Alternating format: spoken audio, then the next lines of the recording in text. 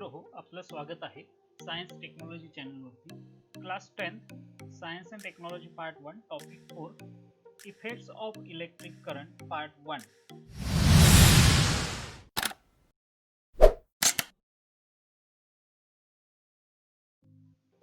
तर मित्र हो, टॉपिकचं नाव आहे effects of electric current.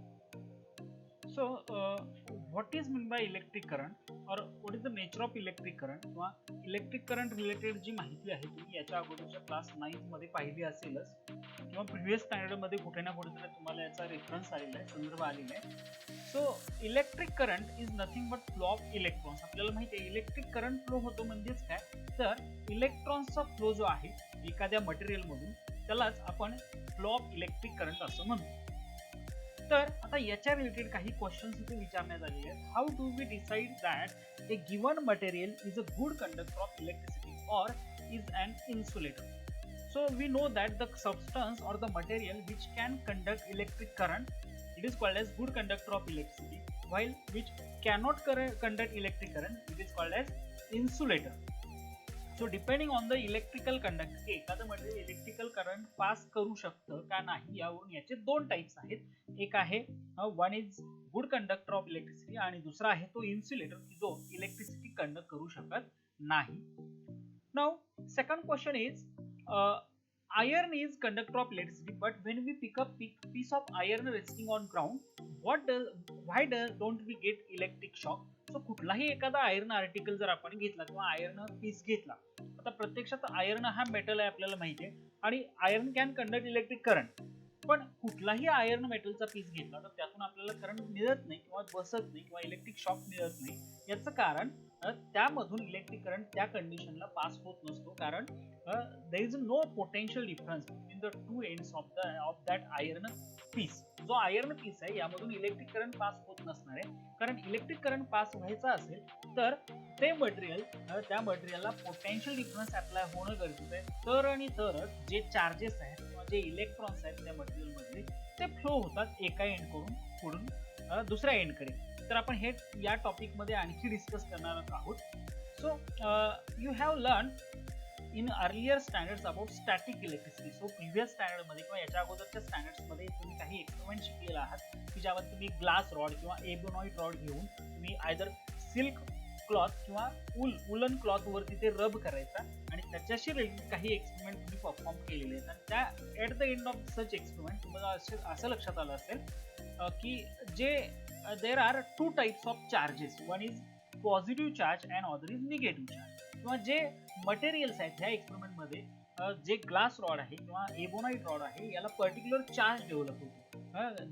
They either negatively charge और positively charge object. So generally there are two types of objects are seen in case of such experiment. अशा experiment मध्ये तुम्हाला दोन प्रकारचे ऑब्जेक्ट दिसून आले. एक होता पॉझिटिव्हली चार्ज ऑब्जेक्ट होता आणि दुसरा होता तो निगेटिव्हली चार्ज ऑब्जेक्ट होता. The reason behind the object becoming positively and negatively charged is the transfer of negatively charged particle from one object to the another object. So actually काय होतं, ज्यावेळी आपण ग्लास रॉड किंवा ebonite rod either silk किंवा woollen cloth वरती रब करतो, घासतो, त्यावेळी त्या मटेरियल वरचा जो चार्ज आहे आयदर तो पॉझिटिव्ह असेल किंवा निगेटिव्ह असेल तो ग्लास रॉड वरती येतो, ट्रान्सफर होतो. So there is a transfer of negative or positive charge from one object to the other object. आता या क्लास मध्ये आपण काय करणार आहोत, in this standard we will study we also studied in previous standard we also studied about the electric current. So तुम्हाला माहिती आहे इलेक्ट्रिक करंट म्हणजे काय हे आपल्याला माहिती आहे, आपण याच्या अगोदर शिकलेलो आहोत. आणि या टॉपिक मध्ये आपण त्याचे इफेक्ट्स पाहणार आहोत. What are the effects, different effect seen by in case of electric current. So एखाद्या मटेरियल मधून ज्यावेळी इलेक्ट्रिक करंट पास होतो त्यावेळी आपल्याला कोणकोणते परिणाम दिसून येतात, कोणकोणते इफेक्ट्स दिसून येतात ते आपण या युनिट मध्ये पाहणार आहोत. So in this unit we will study about an electric current flowing through conducting wire. So when electric current flows through the conducting wire, simple wire मधून ज्यावेळी इलेक्ट्रिक करंट पास होतो त्याचा स्टडी करणार आहे. Then an electric current flowing through resistor. ज्यावेळी resistor म्हणजे ज्याला आपण रेझिस्टन्स असंही म्हणतो, या रिलेटेड तुम्हाला एक लॉ मागील वर्षी झालेला आहे ओहम्स लॉ, ज्यामध्ये तुम्हाला रेझिस्टर किंवा रेझिस्टन्स म्हणजे काय ते पाहिलेलं आहे तुम्ही. सो रेझिस्टर मधून ज्यावेळी इलेक्ट्रिक करंट पास होतो त्यावेळी काय घडतं, then electromagnetic induction, this part is very important. जर तुम्ही भविष्यामध्ये 12th सायन्सला जाणार असाल तर 12th फिजिक्स मध्ये तुम्हाला हा एक युनिट आहे, इलेक्ट्रोमॅग्नेटिक इंडक्शन वरती एक पूर्ण युनिट आहे. and then we will discuss about construction and working of electric motor and generator. okay, so let us start. So initially we will discuss, आपण या टॉपिक मध्ये सुरुवातीला पाहणार आहोत what are the effects of electric current. okay, so some images are given here, काही pictures इथे दिलेले आहेत आणि तुम्हाला हे ऑब्झर्व करायचे आहेत आणि तुम्हाला कोणकोणते इफेक्ट दिसून येतात हे आपल्याला विचारले. So here we have different objects which are connected to the source of electric current. Electric current त्या ऑब्जेक्ट मधून पास होतोय. सपोज हा टेलिव्हिजन आहे किंवा लॅम्प आहे किंवा हा हीटर आहे. So electric current can be used for various applications, like we can run our fan, electric fan by means of electric current. Then we have electric bell. आता इथं हे जे तीन इमेजेस दिलेले आहेत, तीन जे पिक्चर दिलेले आहेत ते ऍक्च्युली आपण इफेक्ट पाहतोय. तर सुरुवातीला आपण heating effect of electric current, then magnetic effect of electric current आणि फायनली आपण पाहणार आहोत what are the different types of devices which are based on these effects. या इफेक्ट वरती बेस्ड काही डिव्हाइसेस आहेत ते आपण या युनिट मध्ये पाहायचे आहे. So let us start energy transfer in an electric circuit. So you know electric circuit मध्ये वेगवेगळे कॉम्पोनंट्स असू शकतात, ज्यामध्ये बॅटरी किंवा सेल असू शकतो, बल्ब असू शकतो, की असू शकते, रेजिस्टर असू शकतो आणि तुम्हाला याचे सिम्बॉल पण माहिती असणं गरजेचं आहे. तुम्ही मागील वर्षीच्या स्टँडर्ड मध्ये तुम्ही शिकलेला आहात हे काय आहे. सो लेट अस परफॉर्म वन ऍक्टिव्हिटी. आता सुरुवात आपण करतोय, आपण इथे एक ऍक्टिव्हिटी परफॉर्म करायची आहे. So we require some materials like connecting wire, जे इलेक्ट्रिक वायर्स असतात त्याला कनेक्टिंग वायर्स म्हणतात. Then cell as a source of electric current, then electric resistance की ज्याला आपण रेजिस्टर असंही म्हणतो. Okay, then voltmeter, ammeter and plug key. आता यामध्ये सेल जो आहे हा सोर्स ऑफ इलेक्ट्रिक करंट म्हणून वापरला जातो, source of electrical energy. Then electric resistance, ज्याला रेजिस्टन्स किंवा रेजिस्टर असंही म्हटलं जातं. Then voltmeter, the function of voltmeter is to measure potential difference between the two points. दोन पॉइंट मधील जो पोटेन्शियल डिफरन्स आहे तो मेजर आपण व्होल्टमीटरने करतो. Then we have ammeter. एमीटरचा वापर आपण एखाद्या सर्किट मधून जो करंट फ्लो होतोय तो किती फ्लो होतोय ते मेजर करण्यासाठी करतो. आणि फायनली वी हॅव प्लग की. प्लग कीचा वापर आपण टू स्टार्ट इलेक्ट्रिक करंट, एखाद्या सर्किट मधून इलेक्ट्रिक करंट पास होण्यासाठी, तो स्टार्ट करण्यासाठी किंवा स्टॉप करण्यासाठी आपण याचा वापर करतो. So let us discuss procedure. Connect the circuit as shown in the diagram given below. So we have this diagram. आता या डायग्राम मध्ये जर आपण पाहिलं, so we have this positive and negative sign. This indicate cell. हा जो आहे हा सेल किंवा याला बॅटरी असंही म्हणतात. देन हे जे दाखवलेले आहेत लाईन्स, याला वायर्स किंवा इलेक्ट्रिक कनेक्शन्स असं म्हणलं जातं. त्याच्यामध्ये जो एरो दिसतोय, arrow indicates direction of electric current. Then this symbol is for key, electric key. Then we have this type of symbol. हे झिगझॅग लाईन मध्ये तुम्हाला सिम्बॉल दिसते, याला रेजिस्टर असं म्हणतात. आणि हा रेजिस्टर ए आणि बी या दोन पॉइंट मध्ये बसवलेला आहे. देन व्होल्टमीटर, हे जे व्होल्टमीटर आहे हे ए आणि बी या दोन पॉइंटच्या अक्रॉस जोडलेले आहे. याचं कारण आहे, लक्षात घ्या. व्होल्टमीटर जे आहे हे पोटेन्शियल डिफरन्स डिटरमाइन करतं. So there is a difference in potential between the two point. दोन पॉइंट मध्ये जो पोटेन्शियल डिफरन्स आहे तो मेजर करण्याचं काम व्होल्टमीटर करतं. आणि म्हणून ते ज्या कंपोनेंटचा आपल्याला पोटेन्शियल डिफरन्स मेजर करायचा आहे त्याच्या अक्रॉस पॅरलल जोडलं जातं, जसं इथं जोडलेलं आहे. Then we have ammeter. Ammeter मात्र हे सिरीज मध्ये जोडतात. What is the function of ammeter? Ammeter is used to determine amount of current flowing through the circuit in ampere. So circuit मधून जो करंट फ्लो होतोय तो एम्पियर मध्ये किती होतोय हे पाहण्यासाठी आपण याचा वापर करतो. सो आपण या पद्धतीने हे कनेक्शन्स केलेले आहेत. Then what we have to measure current. तो इथं जो करंट पास होतोय हा एमीटरच्या सहाय्याने आपण तो मेजर करायचा, तो नोट डाऊन करायचा आहे. Also measure the potential difference between the two points, two ends A and B as a VAB. तर ए आणि बी या दोन पॉइंट मध्ये जिथे आपण रेजिस्टर बसवलेला आहे या दोन पॉइंट मध्ये जो पोटेन्शियल डिफरन्स आहे की ज्याला VAB म्हटलंय हा आपण मेजर करायचा आणि त्यासाठी आपण इथं व्होल्ट मीटर या रेजिस्टरला पॅरलल अटॅच केलेलं दिसतंय आपल्याला. Now the potential A is higher than the potential B as the point A is connected to positive electrode or positive terminal of battery or cell and the B is connected to negative electrode or terminal of the cell. आता जर आपण पाहिलं हा A जो part आहे हा जर आपण बॅक साईडला गेलो तर हा बॅटरीच्या पॉझिटिव्हला जोडलाय. बॅटरीमध्ये पॉझिटिव्ह आणि निगेटिव्ह साईन दिले त्याचा अर्थ पॉझिटिव्ह म्हणजे हायर पोटेन्शियल आणि निगेटिव्ह म्हणजे lower potential. So as per this statement A हा जो पॉइंट आहे हा बॅटरीच्या पॉझिटिव्ह टर्मिनल म्हणजे हायर पोटेन्शियलला जोडलाय तर बी हा जो पॉइंट आहे तर आपण हा जर पाहिला तर हा बॅटरीच्या निगेटिव्ह टर्मिनल म्हणजे लोअर पोटेन्शियलला जोडलेला आपल्याला दिसतोय. So these are some electric connections made. या पद्धतीने इलेक्ट्रिक कनेक्शन्स केलेले आहेत आणि आता आपण पुढे पाहतोय काय करायचंय. If the charge Q flows from A to B. आता ज्यावेळी आपण स्विच ऑन करेल त्यावेळी या मेटॅलिक वायर मधून इलेक्ट्रॉन्स फ्लो होतील आणि इलेक्ट्रॉन्स म्हणजे चार्ज बिकॉज प्रत्येक इलेक्ट्रॉन वरती काहीतरी निगेटिव्ह चार्ज असतो. सो इलेक्ट्रॉन फ्लो होतो एक करंट फ्लो होतो म्हणजेच या सर्किट मधून चार्ज फ्लो होतो. नाउ दिस चार्ज आता हा जर चार्ज आपण पाहिला तर हा from A to B move. When charge if charge Q is flow from A to B then work VAB into Q has been done on Q while going from A to B. Okay, आता हे statement अतिशय महत्वाचं आहे हे आपल्याला इथे लक्षात घ्यायचं आहे. तर पहा इथे काय म्हटलंय हा जो चार्ज Q फ्लो होतो the charge Q flowing through the circuit. Okay, हा चार्ज A या ठिकाणापासून B या ठिकाणापर्यंत मूव्ह होतो ट्रॅव्हल होतो किंवा त्याची डिस्प्लेसमेंट होते. So charge Q move from A to B. आता या केस मध्ये हा चार्ज A टू B येत असताना A टू B एवढी झालेली त्याची डिस्प्लेसमेंट आहे.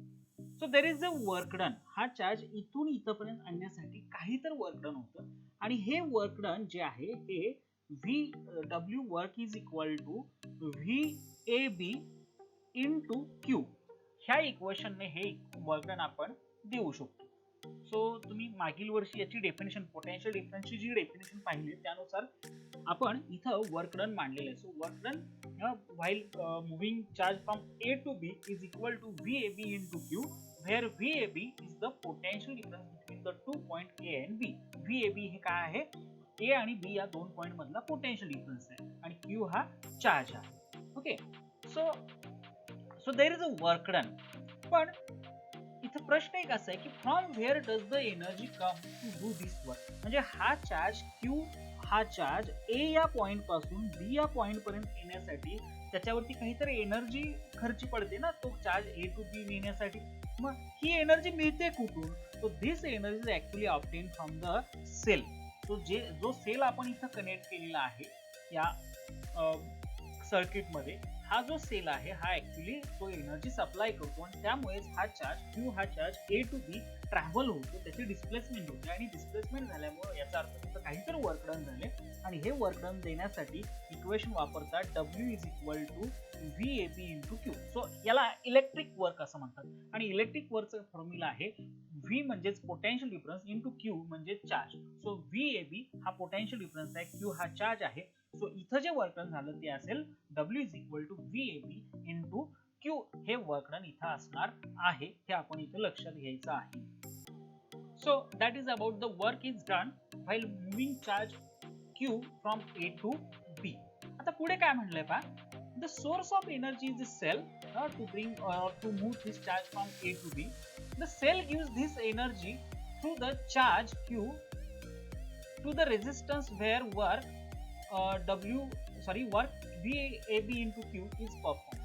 आता हा जो सेल आहे हा एनर्जी कोणाला देतो Q ह्या चार्जला एनर्जी देतो की ज्यामुळे हा चार्ज या रेजिस्टन्स मधून मूव्ह होतो आणि तिथं जे वर्क डन होतं ते VAB into Q एवढं होतं.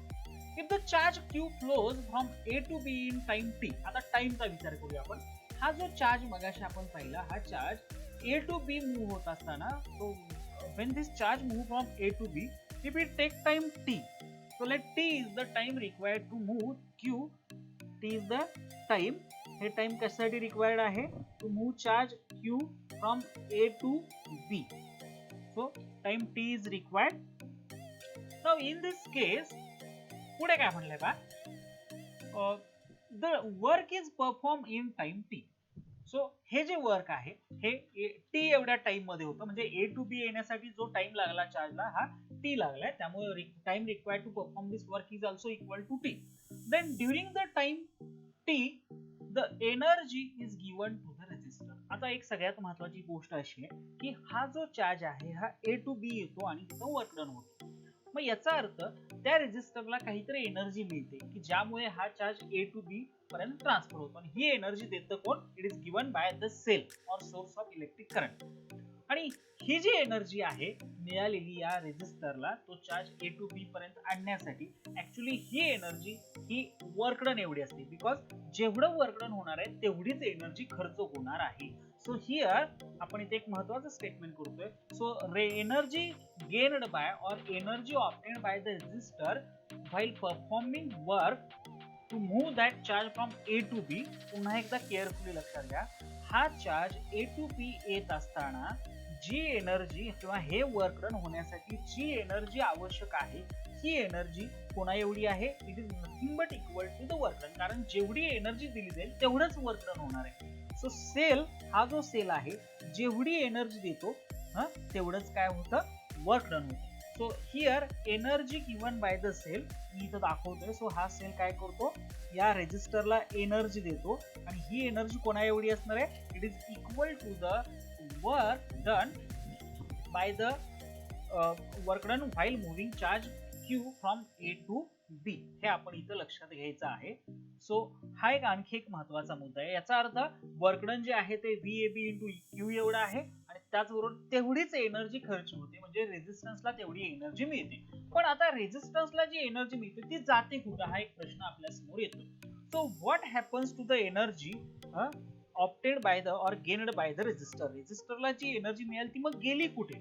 हा पण प्रश्न आहेच ना. Okay, so what happens to this energy? So this energy actually received by the resistor is converted into heat energy. Remember this thing. रेजिस्टरला जी एनर्जी मिळते ती ऍक्च्युली हीट एनर्जी मध्ये कन्वर्ट होते, आणि त्या रेजिस्टरचं टेम्परेचर इनक्रीज होतं. सो रेजिस्टर किंवा म्हणा त्याला रेजिस्टर पण म्हणू शकता. So resistor gain this energy to move charge Q from A to B, and that energy is actually converted into heat energy. आणि आता ही हीट एनर्जी जी आहे ही किती आहे किंवा कशा पद्धतीने डिटरमाइन केली जाते ते आपण पाहणार आहोत, आणि ऍट द सेम टाइम आपल्याला इथे एक लॉ पण देणार आहे. तो लॉ पण आपण इथे डिस्कस करणार आहोत. आणि इथे एक प्रश्न विचारलाय, हा प्रश्न आपण नंतर डिस्कस करू, कारण आपल्याला इथं आता पुढे जातोय आपण. So let us discuss what is the next part. How can we determine or how can we obtain the expression for the energy, heat energy generated in the resistor. So आताच आपण पाहिलं की ज्यावेळी रेजिस्टर मधून charge flow होतो त्यावेळी त्याच्यामध्ये heat generate होते, पण ऍक्च्युली ही हीट जनरेट कशी झाली तर पुन्हा एकदा चार्ज ए टू बी येत असताना काही वर्क डन होतं, आणि हे वर्क डन होण्यासाठी सेल जो आहे तो काही एनर्जी प्रोव्हाइड करतो रेजिस्टरला, आणि हा रेजिस्टरला मिळालेली जी एनर्जी आहे ती ऍक्च्युली हीट एनर्जी मध्ये कन्वर्ट होते. सो लेट अस सी, आपण आता पाहणार आहोत की ही एनर्जी किती असते आणि हे कशा पद्धतीने डिटरमाइन केलं जातं. So let us start with the expression. So at first आपण काही गोष्टी लक्षात घेऊ.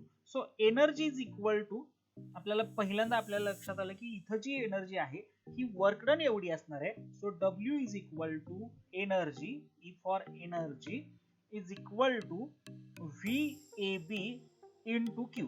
हे जरा लक्षात आपल्याला घेतलं पाहिजे. सो इथं जी एनर्जी आहे ती एनर्जी वर्क डन एवढी असेल, आणि ती असेल VAB इंटू Q. नाउ आता पुढे काय म्हणलंय पहा, as per your text book.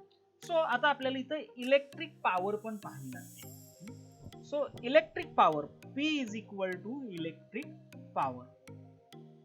So we have electric power which is given by, आपल्याला माहिती आहे एनर्जी इलेक्ट्रिक पॉवर और power is nothing but rate of doing work upon time. पण इथं जे वर्क डन आहे ते आता कन्वर्ट झालेलं आहे एनर्जी मध्ये, त्यामुळे हा जो फॉर्म्युला आहे तो आपण मॉडिफाय करतोय.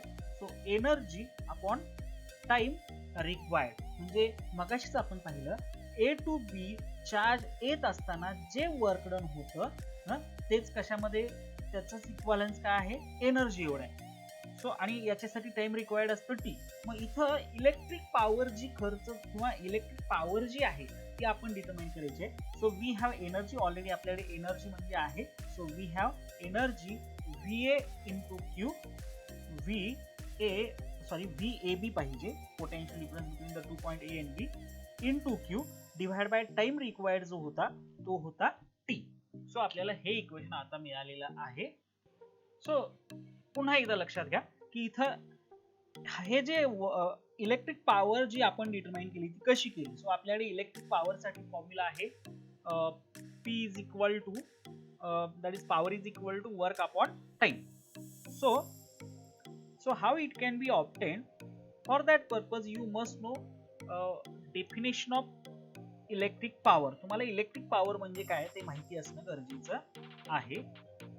So we have electric power is equal to energy upon time. पण इथं जी एनर्जी आहे ती आता तुमच्या लक्षात आलं असेल, एनर्जी जी आहे ती वर्क डन एवढी असते. सो एनर्जी जी आहे ती आपण VAB इंटू क्यू एवढी घेतली, टाइम आहे टी जी आपण खाली मांडलेली आहे. So P is equal to electric power is equal to VAB upon Q. Now let us move to the next part of this derivation. But we have, पण इथं लक्षात घ्या की या इक्वेशन मध्ये पुन्हा एकदा P is equal to VAB into Q divide by T असं आपलं इक्वेशन आहे. So we have this equation. But या इक्वेशन मध्ये Q जो दिसतोय, Q अपॉन T हा जो पार्ट आहे, but we have Q upon T is equal to current I.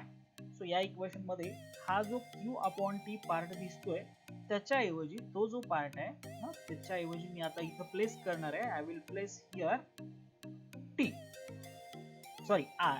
So we have electric power is equal to VAB into I. So हे आणखी एक इक्वेशन आपल्याला मिळालेलं आहे VAB into I because Q upon T is equal to current. So we have placed this value of Q upon T in this equation.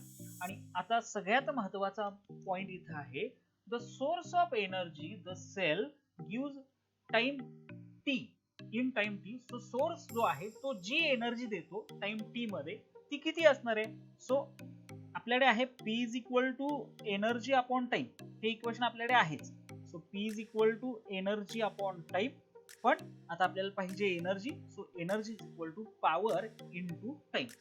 So हा जो source of energy आहे हा T एवढ्या टाइम मध्ये त्या रेजिस्टरला जी एनर्जी देतो ती असेल P into T. So P into T is the energy given by the source of electric current, that is cell, to the resistor.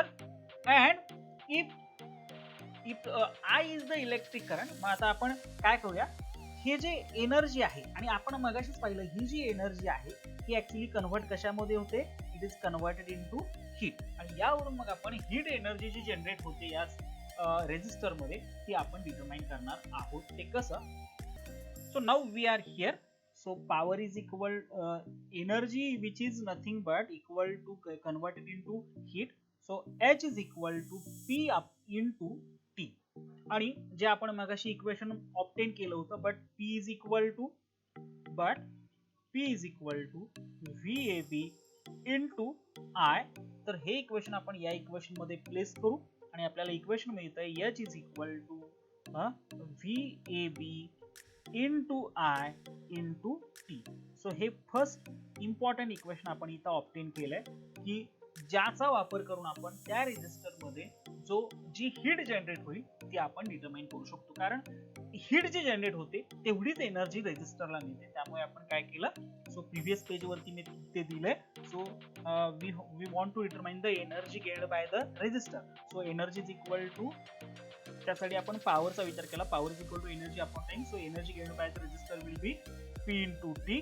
Okay, and this energy is actually get converted into heat. So energy is equal to heat is equal to P into T, but P is equal to VAB into I. आणि मग आपण ही जी value आहे P ची, ही equation, याला equation 1 म्हणतो, यामध्ये आपण place केली आणि आपल्याला हे इक्वेशन मिळालेलं आहे VAB into IT. आणि आता याचा आपण आणखी एक फॉर्म पाहणार आहोत. For that purpose we will use Ohm's law, की जो तुम्ही प्रिव्हियस स्टँडर्ड मध्ये शिकलेला आहात. So according to Ohm's law, potential difference is equal to current into resistance. आता इथं जो पोटेन्शियल डिफरन्स आहे तो VAB आहे आणि म्हणून आपण तो VAB असा इथं घेतलेला आहे. Okay, now let us put this value of VAB in above equation. जे वरती इक्वेशन आहे हे इक्वेशन, याच्यामध्ये आपण VAB च्या ठिकाणी आता I इंटू R प्लेस करूया. So we have H is equal to VAB च्या ठिकाणी येणार आहे I इंटू R इंटू राहिलेला जो पार्ट आहे तो I into T. Okay, so if you look at this equation, आपण VAB च्या ठिकाणी काय केलंय, I इंटू R प्लेस केला आणि आपल्याला हे इक्वेशन मिळालं H is equal to I into I square into R into T. Okay, आणखी आपण एक गोष्ट करू शकतो इथं आपण. So what we can do again here. So मी आता ते मगाचं इक्वेशन इथं मांडतो. H is equal to what, VAB into I. So हे इक्वेशन आपण मगाशी ऑब्टेन केलेलं आहे. H is equal to VAB into I into T. आणि आता जो आपण ओहम्स लॉ मगाशी वापरला तो आता आणखी एका पद्धतीने वापरायचा आहे आणि आणखी एका फॉर्म मध्ये इक्वेशन ऑब्टेन करणार आहोत आपण. So let us take VAB is equal to I into R आणि ते आपण ते प्लेस केलं तिथं आणि आपण पाहिजे ते इक्वेशन आपण तिथं ऑब्टेन केलेलं आहे. So again according to Ohm's law we have VAB is equal to I into R. So I is equal to, so instead of I we can take I is equal to VAB upon R. आणि ही जी value आहे I साठी ती आपण या equation मध्ये वरती ठेवूया. सो आपल्याला इक्वेशन मिळणार आहे. So we will place value of I instead here we will take VAB into R. So VAB into VAB into T divided by R. कारण I च्या ठिकाणी आपण इक्वेशन ठेवतोय VAB upon R आणि मग आपल्याला फायनल इक्वेशन मिळणार आहे. So VAB into VAB square divided by R into T. So we will get H is equal to VAB square into T divided by R. So this will be another form. आणि यामध्ये हा जो form आहे H is equal to I square RT, हा form आपल्यासाठी महत्वाचा आहे कारण अकॉर्डिंग टू दिस फॉर्म आपण एक लॉ पाहणार आहोत की ज्याला आपण जूल्स लॉ असं म्हणतो. This law is very important. It can be used to determine amount of heat produced in the resistor or in any electric component. Electric component मध्ये जो हीट एनर्जी प्रोड्यूस होते बाय पासिंग इलेक्ट्रिक करंट ते आपण या इक्वेशनने obtain करू शकतो. So we have two forms. हे दोन पद्धतीने आपण डिटरमाइन करू शकतो. आणि आता पुन्हा एकदा आपण मागाचं जे इक्वेशन आहे H is equal to I square into R into T हे इथं मांडतोय आणि यावरून आपण आता आपला जो लॉ आहे तो आपण इथं मांडणार आहोत. So again so we have H is equal to I square into R into T and this is called as Joule's law of heating. So this states that the heat produced in the resistor or in any component by passing electric current is equal to, this depends on square of current, then resistance and time for which current flows to the component or that device. आणि आता electric power जे आपण मगाशी पाहिलं, electric power is equal to what. So we have obtain actually this equation P is equal to VAB into I. आता याचा unit आपण पाहणार आहोत. So actually electric power is the product of potential difference and current. आणि potential डिफरन्सचं unit आहे volt आणि करंटचं युनिट आहे अँपियर. आणि 1 volt into 1 ampere is equal to, volt साठी पुन्हा आपल्या युनिट आहे जूल पर कुलोम आणि अँपियर साठी पुन्हा युनिट आहे coulomb per second. So 1 coulomb will get cancel, राहणार आहे 1 जूल अपॉन 1 सेकंड की ज्याला आपण वॅट असंही म्हणतो.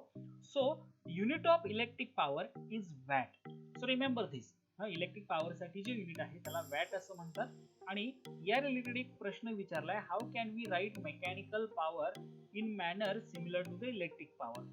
So you have studied this part in, I think, in previous standard in class 9.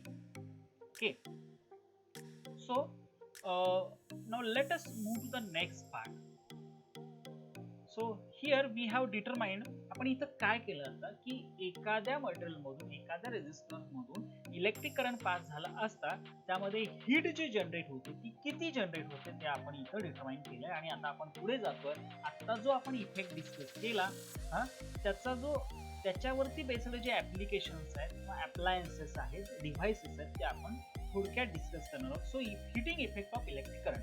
So when resistor is connected in electric circuit, heat is produced in it due to the current. So whenever current passes through resistor in electric circuit, it produces heat. आणि यालाच आपण, this is known as heating effect of electric current. यालाच आपण heating effect of electric current असं म्हणतो. So some of the equipments are given here. काही equipmentsची इथं माहिती दिलेली आहे. Equipments such as water boiler, electric cooker, electric bulb, they make use of heating effect of electric current. So हे काही device त्याचे just like water boiler, then electric cooker असेल, electric bulb असेल, या सगळ्यामध्ये हा इफेक्ट वापरला जातो. So electric conductors having higher resistivity are use. आता या पर्पज साठी आपण असे मटेरियल वापरतो की ज्याची रेझिस्टिव्हिटी किंवा ज्याचा रेझिस्टन्स जास्त असतो.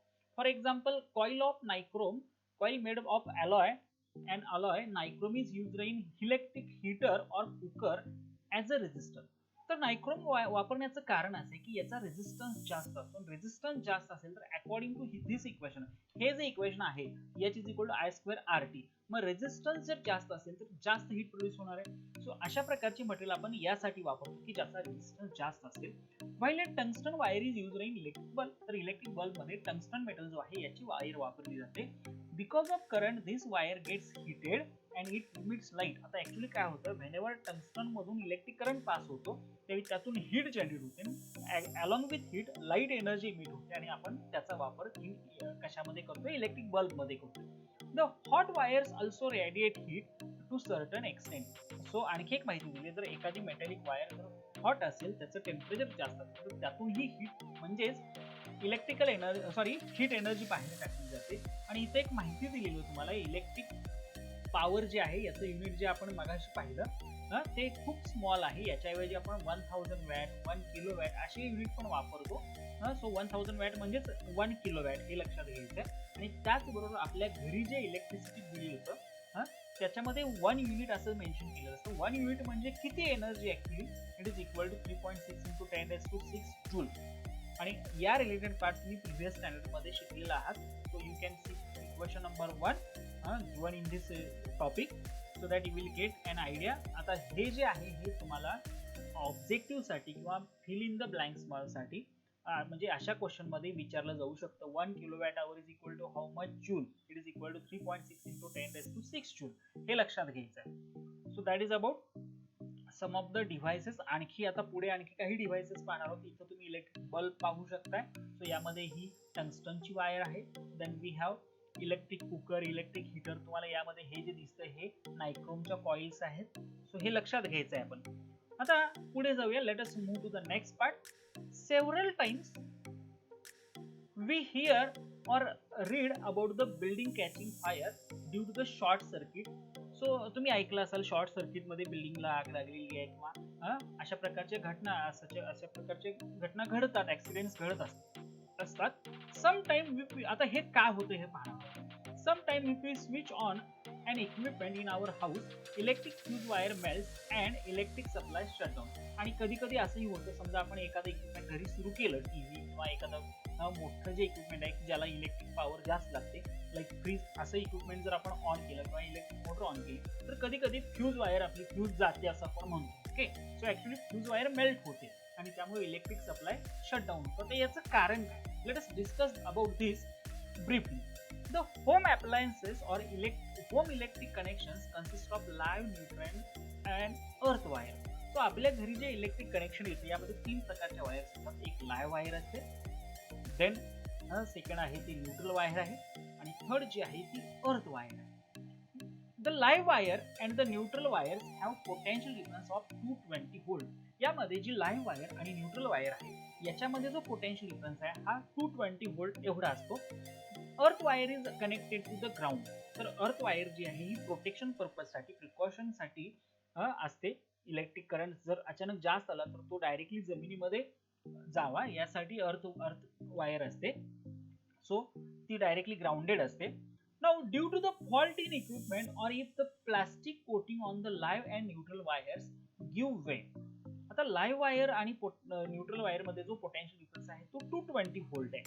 पण कधी कधी काय होतं, जर एखादं इक्विपमेंट मध्ये फॉल्ट असेल किंवा जर वायर्स वरची जी प्लास्टिक कोटिंग आहे ते जर निघून गेलं तर त्यातले लाईव्ह वायर आणि न्यूट्रल वायर हे दोन वायर एकत्र येतात, एकत्र कॉन्टॅक्ट मध्ये येतात. The two wires comes in contact with each other and large current flows through the circuit and it produces heat. आता अशा केसमध्ये दोन लाईव्ह आणि न्यूट्रल वायर एकत्र आल्यानंतर सर्किट मधून अतिशय जास्त करंट पास होतो आणि हा करंट जास्त असल्यामुळे सर्किट मध्ये हीट जनरेट होते. So it produces heat according to the Joule's law आपण पाहिलं, H is equal to I square RT. Current जेवढा जास्त, I ची व्हॅल्यू जेवढी जास्त तेवढी जास्त हीट प्रोड्यूस होणार आहे. If any inflammable material such as wood, cloth, plastic, etc. exist around that place, it can catches fire. आणि मग अशा ठिकाणी जर एखादा इन्फ्लामेबल ज्वलनशील मटेरियल असेल, लाईक प्लास्टिक, वूड, क्लॉथ, हे लगेच पेट घेतात. It will catches fire immediately. Therefore A fuse wire is used as a precautionary measurement. हे टाळण्यासाठी आपल्या इलेक्ट्रिक कनेक्शन जे आहे त्याच्या सुरुवातीला फ्यूज वायरचा वापर केला जातो. सो फ्यूज वायर म्हणजे काय? It is nothing but an alloy. Fuse म्हणजे एक अलॉयची वायर आहे की ज्याचा मेल्टिंग पॉईंट कमी असतो. It having very low melting point. आणि याच्यामुळे काय होतं, व्हेनेवर जर सर्किट मधून जास्त प्रमाणात करंट पास झाला तर काय होतं, we have learn about fuse wire in previous time. तुम्ही शिकलेला आहात पण मी आणखी एकदा सांगतो. फ्यूज वायरचा मेल्टिंग पॉईंट कमी असतो आणि जर सर्किट मधून जास्त अमाऊंट ऑफ करंट पास झाला तर हीट जास्त जनरेट होते, त्यामुळे फ्यूज वायर मेल्ट होते आणि पुढे होणारे ऍक्सिडेंट टाळले जातात. So as soon as high current flows through the circuit, the fuse wire melts and it will break the circuit and it will avoid mishap or accidents. So या पद्धतीने fuse वायरचं application आहे की जास्त current pass जर झाला तर काय होतं, फ्यूज वायर मेल्ट होते आणि सर्किट ब्रेक होतं, त्यामुळे पुढे होणारे ऍक्सिडेंट्स टाळले जातात. Check monthly electricity bill received from electricity distribution corporation limited. आपल्या घरी जे मंथली इलेक्ट्रिक बिल येतं ते तुम्ही चेक करू शकता. त्याच्यावरती वेगवेगळे डिटेल्स दिलेले आहेत आणि जे आपले इलेक्ट्रिक बिल असते ते युनिट्स मध्ये असते. पण हे युनिट म्हणजे काय? What is this unit? So when 1 kilowatt hour electric energy is used, it is termed as 1 unit of electricity or electrical energy. जेव्हा आपण 1 युनिट एवढी इलेक्ट्रिसिटी वापरतो याचा अर्थ आपण 1 किलोवॅट आवर एवढी इलेक्ट्रिकल एनर्जी वापरतो. हे लक्षात घ्यायचं. आणि आणखी एक माहिती इथे दिली आहे, ओव्हरलोडिंग हा एक प्रकार आपण पाहतो. Many times particularly in summer season huge electric power is used in the evening due to the home lighting, fans, air conditioners, use of electricity in shops, etc. So लक्षात घ्या, जनरली समर season मध्ये काय होतं की जास्त प्रमाणात electric power वापरली जाते. म्हणजे जास्त इक्विपमेंट सुरू असतात, लाइटनिंग साठी, फॅन साठी, एअर कंडिशनर साठी किंवा शॉप्स मध्ये इलेक्ट्रिसिटीचा वापर होतो. सो जास्त प्रमाणात इलेक्ट्रिसिटी वापरली जाते. As a result excessive current is drawn from the transformer supplying the electricity. याचा परिणाम असा होतो की जो ट्रान्सफॉर्मर आहे की जो इलेक्ट्रिसिटी सप्लाय करतोय, आपल्या शेजारी जो इलेक्ट्रिक पोल असेल त्यावरती ट्रान्सफॉर्मर असतो की जो इलेक्ट्रिसिटी सप्लाय करतोय, त्यातून जास्त एनर्जीचा वापर म्हणजे मागणी वाढते. एनर्जीची जी रिक्वायरमेंट आहे इलेक्ट्रिकल एनर्जीची ती ड्रॉ केली जाते, काढून घेतली जाते त्याच्या कॅपॅसिटी पेक्षाही जास्त.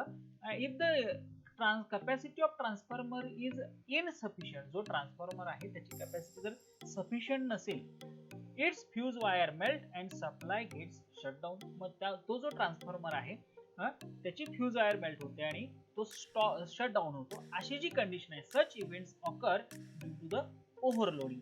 यालाच आपण ओव्हरलोडिंग असं म्हणतो. So that is about overloading. So you can see various types of fuse. या प्रकारच्या फ्यूज आहेत ह्या ऑटोमोबाईल्स मध्ये असतात, की आपल्या घरी जी फ्यूज आहे ती या प्रकारची असतात. या काही वेगवेगळ्या प्रकारच्या फ्यूज इथं दाखवलेल्या आहेत. So different types of fuses are shown there. Then अलीकडे इलेक्ट्रिक फ्यूज बरोबर आणखी एक डिव्हाइस याचा वापर सुरू केलेला आहे. So this days miniature circuit breakers, याला म्हणायचं सर्किट ब्रेकर. सर्किट ब्रेक करतं आणि पुढे होणारे ऍक्सिडेंट्स टाळले जातात. याला शॉर्ट फॉर्म आहे MCB. Switches are used in home. So when current in circuit suddenly increases, these switches open and circuit stop. आता ऍक्च्युली काय होतं, ज्यावेळी अचानक जास्त प्रमाणात करंट जर सर्किट मधून पास होत असेल तर हा स्विच ओपन होतो, म्हणजे कनेक्शन जे आहे ते दोन वायर मधलं कनेक्शन ओपन होतं, जे कॉन्टॅक्ट मध्ये त्याच्यामधला कॉन्टॅक्ट ब्रेक होतो, म्हणून तर याला सर्किट ब्रेकर असं म्हणतात. आणि मग कॉन्टॅक्ट स्विच ओपन झाल्यानंतर, कॉन्टॅक्ट ब्रेक झाल्यानंतर दोन मेटलिक वायर मधला तर करंट स्टॉप होतो, आणि करंट स्टॉप झाल्यामुळे पुढे होणारे ऍक्सिडेंट टाळले जातात. So different types of MCBs are used. So वेगवेगळ्या प्रकारचे एमसीबीज आहेत. आपल्या घरी पण या प्रकारचे एमसीबीज असतील, पाहू शकता. For the entire house however the usual fuse wire is also used, पण along with MCB आपण फ्यूज वायरचा पण वापर करतोय, हे आपण लक्षात घ्यायचं. तुम्ही इथं इमेज मध्ये, या चित्रामध्ये, पिक्चर मध्ये पाहू शकता वेगवेगळ्या प्रकारचे एमसीबीज आहेत. इट डिपेंड्स तुमच्या रिक्वायरमेंट जी आहे, इलेक्ट्रिक एनर्जीची रिक्वायरमेंट आहे त्यावरती डिपेंड आहे. जास्त मोठे जे एमसीबी आहेत हे इंडस्ट्रीजसाठी वापरले जातात, तर छोटे आहेत ते आपण इथं पाहू शकतो, ते हाऊसहोल्ड यूज साठी वापरले जात आहेत. सो स्टुडंट्स, आपण इथपर्यंत हा इंट्रोडक्टरी पार्ट, त्याचबरोबर heating effect of electric current म्हणजे काय हे आपण डिस्कस केलं. आणि आता आपण नेक्स्ट सेशन मध्ये काय करणार आहोत, we will discuss about magnetic effect of electric current. So माझी एक रिक्वेस्ट आहे सर्वांना, प्लीज हा चॅनल शेअर करा आणि सबस्क्राईब करायला सांगा, की जेणेकरून तुमच्या मित्रांना किंवा तुमच्या आणखी कोण असतील ओळखीचे त्यांना पण या चॅनलचा वापर करून सायन्स हा जो सब्जेक्ट आहे हा सोप्या पद्धतीने शिकता येईल. धन्यवाद.